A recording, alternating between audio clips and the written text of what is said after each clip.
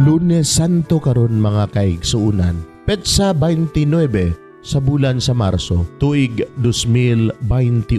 Ang pagbasa kinutlo gikan sa Ebanghelyo sumala ni San Juan, kapitulo 12, bersikulo 1 ngadto sa 11.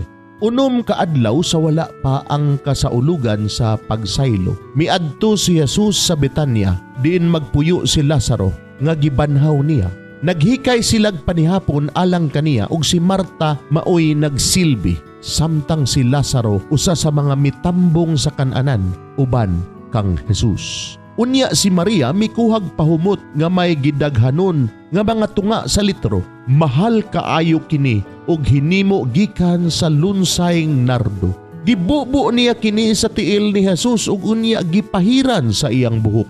Ang tibuok balay nalukop sa kahumot sa pahumot. Unya usa sa mga tinun-an ni Jesus nga si Judas Iscariote ang magbudhi kaniya miingon, nganong wala man hinuon ibaligya kining maong pahumot og 300 ka denaryo aron ang halin ihatag ngadto sa mga kabus. Gisulti niya kini dili tungod kay naluoy siya sa mga kabus kundi tungod kay kawatan siya. Siya manggod maoy gipiyalan sa puntil nga sudlanan sa kwarta ug nabatasan niya ang pagpangawkaw niini. Apan si Jesus miingon, pasagdi siya og ayaw idili kaniya ang pagtagana niini alang sa adlaw sa paglubong kanako. Ang mga kabus kanunay ninyong ikauban, apan ako dili kanunay uban kaninyo. Sa laing bahin, usa kadakong pundok sa mga tao ang nakabalita nga si Jesus didto sa Betania.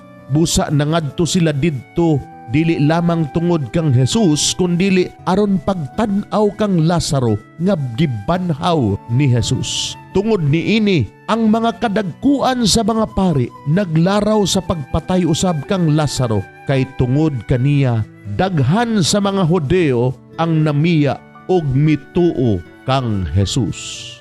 Mga igsoon, ang Ebanghelyo sa Ginoo. Daygon ikaw o Kristo.